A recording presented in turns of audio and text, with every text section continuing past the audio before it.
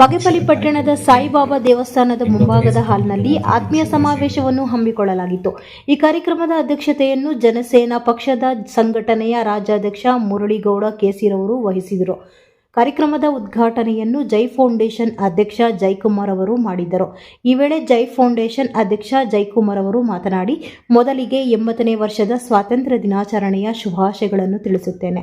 ನಾನು ಸಹ ಪವನ್ ಕಲ್ಯಾಣ್ ರವರ ಅಪ್ಪಟ ಅಭಿಮಾನಿಯಾಗಿದ್ದೇನೆ. ಪವನ್ ಕಲ್ಯಾಣ್ ರವರ ಜನಪರ ಕಾಳಜಿ ಮೆಚ್ಚುವಂತಹದ್ದು. ಅವರ ಸಾಮಾಜಿಕ ಸೇವಾ ಕಾರ್ಯಕ್ರಮಗಳು ಜನರ ಕಲ್ಯಾಣಕ್ಕಾಗಿ ಹಲವಾರು ಯೋಜನೆಗಳನ್ನು ನೀಡಿ ಇಂದು ಆಂಧ್ರ ಪ್ರದೇಶದ ಉಪಮುಖ್ಯಮಂತ್ರಿಗಳು ಆಗಿರುವುದು ಹೆಮ್ಮೆ ಪಡೆಯುವ ವಿಚಾರವಾಗಿದೆ ಎಂದರು.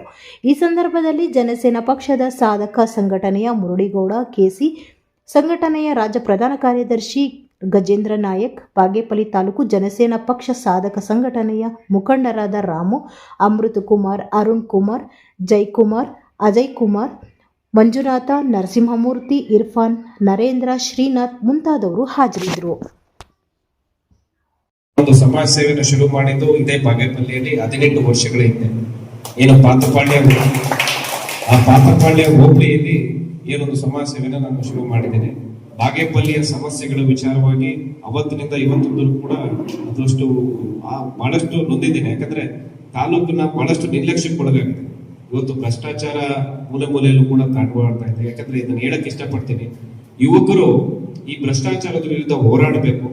ಜೊತೆಗೆ ಸಮಾನತೆ, ಯಾಕಂದ್ರೆ ಪಕ್ಷದ ಸಿದ್ಧಾಂತಗಳಲ್ಲಿ ಅದೇ ಕೂಡ ಒಂದು, ಇಲ್ಲಿ ಯಾವುದೇ ರೀತಿಯಾದ ಜಾತಿ ಭೇದ ಭಾವ ಇಲ್ಲ, ಎಲ್ಲರೂ ಸಮಾನರು, ಎಲ್ಲರೂ ಒಂದೇ ಅನ್ನೋ ಭಾವನೆ ತರಬೇಕು. ಆಮೇಲೆ ಪಕ್ಷ ಸಂಘಟನೆ ನಗರ ಭಾಗದಲ್ಲಿ ಅಲ್ಲದೆ ಪ್ರತಿ ಹಳ್ಳಿ ಮನೆಗೂ ತಲುಪಿಸ್ಬೇಕು. ಈ ಮನೆಗೂ ತಲುಪಬೇಕಂದ್ರೆ ಯುವಕರು ಏನ್ ಬಂದಿದ್ದೀರಿ, ಒಬ್ಬೊಬ್ರು 10 ಜನ 100 ಜನ ಆಗಿ ಪ್ರತಿ ಹಳ್ಳಿಯಲ್ಲೂ ಏನೊಂದು ಜನಸೇನಾ ಪಕ್ಷದ ಸಿದ್ಧಾಂತಗಳು ಏನಿದ್ದಾವೆ, ಪವನ್ ಕಲ್ಯಾಣ್ ರಾಜ್ಯಾಧ್ಯಕ್ಷರು ಏನು ಅವರು ತಿಳಿಸ್ಕೊಟ್ಟಿದ್ದಾರೆ, ಅವರ ಮಾರ್ಗದಲ್ಲಿ ನಾವು ನಡೆಯುವಂತರಾಗಿ ಆ ಜನಗಳಿಗೆ ಅರಿವನ್ನು ಮೂಡಿಸುವಂತ ಕೆಲಸ ಆಗ್ತದೆ. ಈಗ ಸದ್ಯದ ಆತ್ಮೀಯ ಸಮಾವೇಶದ ಬಗ್ಗೆ ನಾವು ಮಾತಾಡೋಣ. ಚುನಾವಣೆದೆಲ್ಲ ಬಹಳಷ್ಟು ಸಮಯ ಇದೆ. ಮೊದಲನೇದಾಗಿ ನಾನು ಪವನ್ ಕಲ್ಯಾಣ್ ಅವರ ವೀರಾಭಿಮಾನಿ, ಬಹಳ ಚಿಕ್ಕ ವಯಸ್ಸಿಂದ. ತದನಂತರ ಇವತ್ತು ನಮ್ಮ ಮುರಳಿಗೌಡರು ಸೋದರರು ಹೇಳ್ದಂಗೆ ಸಿನಿಮಾ ರಂಗದ ಅಭಿಮಾನ ಬೇರೆ.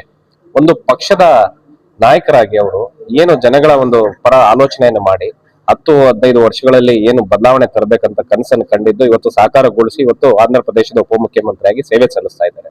ಇವತ್ತು ನಮ್ಮ ಸೋದರರು ಹೇಳ್ದಂಗೆ ಮೊದಲನೇದಾಗಿ ಕರ್ನಾಟಕದಲ್ಲಿ ಪಕ್ಷದ ಅಸ್ತಿತ್ವವನ್ನ ಮಾಡೋದಕ್ಕೆ ಈಗೆಲ್ಲ ಕಾರ್ಯಕ್ರಮಗಳು ಆಲ್ರೆಡಿ ಶುರುವಾಗಿದೆ.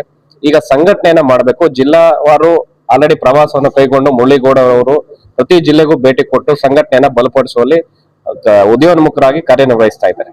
ನಾವು ಕೂಡ ಚಿಕ್ಕಬಳ್ಳಾಪುರ ಜಿಲ್ಲೆ ವಿಚಾರ ಬಂದಾಗ ಚಿಕ್ಕಬಳ್ಳಾಪುರ ಜಿಲ್ಲೆಯಲ್ಲಿ ಕಳೆದ 18 ವರ್ಷಗಳಿಂದ ಸಮಾಜ ಸೇವೆಯಲ್ಲಿ ತೊಡ್ಕೊಂಡಿದ್ದೀವಿ.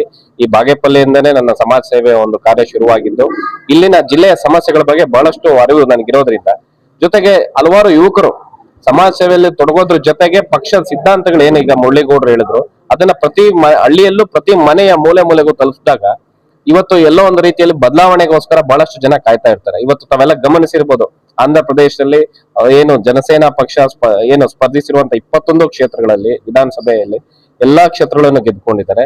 MP 2 ಕ್ಷೇತ್ರಗಳಲ್ಲೂ ಗೆದ್ಕೊಂಡಿದ್ದಾರೆ. ಇವತ್ತು ಇಡೀ ರಾಷ್ಟ್ರ ಮಟ್ಟದಲ್ಲಿ ಪವನ್ ಕಲ್ಯಾಣ್ ಯಾರು ಅಂತ ಹೇಳಿದ್ರೆ ಎಲ್ಲರಿಗೂ ಗೊತ್ತಿರುವಂತದ್ದು, ಪ್ರಪಂಚಾದ್ಯಂತ.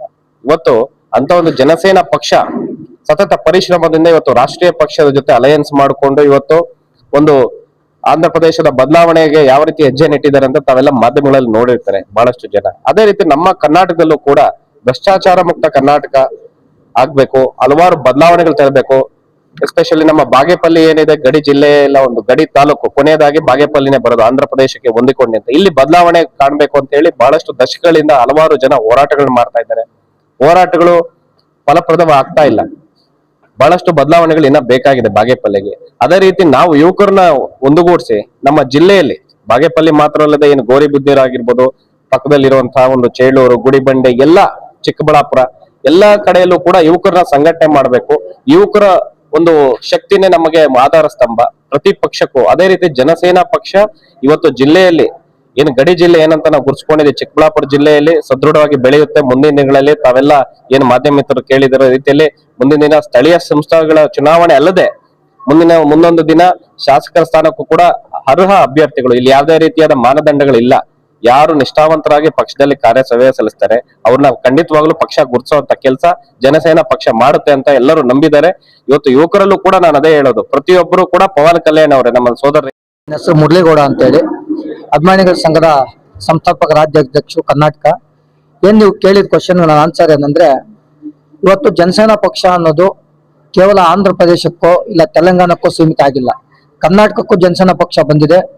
ಇವಾಗ ಏನ್ 6 ತಿಂಗಳಿಂದ ಬಂದಾಗಿಂದ ಎಲ್ಲಾ ಜಿಲ್ಲೆಗಳಲ್ಲೂ ತುಂಬಾ ಯುವಕರು ಹುಮ್ಮಸ್ಸಾಗಿ ನಾವು ಜನಸೇನಾ ಪಕ್ಷದಲ್ಲಿ ಕೆಲಸ ಮಾಡಬೇಕು, ಮುಂದಿನ ದಿನಗಳಲ್ಲಿ ಕರ್ನಾಟಕದಲ್ಲಿ ಆದಷ್ಟು ಬೇಗ ಜನಸೇನಾ ಪಕ್ಷವನ್ನು ಕಟ್ಟಿ ಏನ್ ಮುಂಬರುವ ಗ್ರಾಮ ಪಂಚಾಯತಿ ಎಲೆಕ್ಷನ್ಗಳಲ್ಲಿ ನಾವು ಸ್ವಲ್ಪ ಕನ್ಸ್ಟ್ರಕ್ಟ್ ಮಾಡಬೇಕು ಅಂತ ಸಿದ್ಧರಿದ್ದಾರೆ. ಆದ್ರೆ ಇದು ಯಾಕಂದ್ರೆ ನಾವ್ ಹೇಳಕ್ಕಾಗಲ್ಲ, ನಾವು ಅಲ್ಲಿ ಕೇಂದ್ರ ಕಚೇರಿಯಿಂದ ಮಾಹಿತಿ ತಕೊಂಡು ಅವ್ರು ಹೂ ಅಂದ್ರೆ ನಾವ್ ಯಾವುದೇ ಪಕ್ಷದ ವಿರುದ್ಧ ಆಗ್ಲಿ ನಿಲ್ಲುವುದಕ್ಕೆ ನಾವೆಲ್ಲ ರೆಡಿ ಇದೀವಿ, ಗೆಲ್ಲುವುದಕ್ಕೂ ರೆಡಿ ಇದೀವಿ. ನಾವು ಪಕ್ಷಗಳ ವಿರುದ್ಧ ಅಲ್ಲ, ನಮ್ಮ ಪಕ್ಷದ ಸಿದ್ಧಾಂತಗಳು ನೀವು ತಿಳ್ಕೊಳಕ್ ಹೋದ್ರೆ ಜಾತಿ ಒಗ್ಗೂಡಿಸುವ ಚಿಂತನಾ ಕ್ರಮ ಒಂದನೇದು, ಎರಡನೇದು ಧರ್ಮಗಳ ಪ್ರಸ್ತಾವ ಇಲ್ಲದ ರಾಜಕೀಯ, ಮೂರನೇದು ಭಾಷೆಗಳನ್ನು ಗೌರವಿಸುವ ಸಂಪ್ರದಾಯ, ನಾಲ್ಕನೇ ಸಂಸ್ಕೃತಿಗಳನ್ನು ರಕ್ಷಿಸುವ ಸಮಾಜ, ಪ್ರಾಂತೀಯತೆ ಮರ್ತಿಲ್ಲದ ರಾಷ್ಟ್ರೀಯತೆ, ಭ್ರಷ್ಟಾಚಾರ ವಿರುದ್ಧ ರಾಜಿ ಇಲ್ಲದ ಹೋರಾಟ, ಪರಿಸರವನ್ನು ಸಂರಕ್ಷಿಸುವ ಅಭಿವೃದ್ಧಿ ಮಾರ್ಗ. ಇದು ನಮ್ಮ ಸಿದ್ಧಾಂತಗಳು. ಈ ಸಿದ್ಧಾಂತಗಳು ಯಾವುದೇ ಪ್ರಜೆಗಳಿಗೆ ಹೋದಾಗ ನಮ್ಮ ಪಕ್ಷಕ್ಕೆ 100% ಬರ್ತಾರೆ.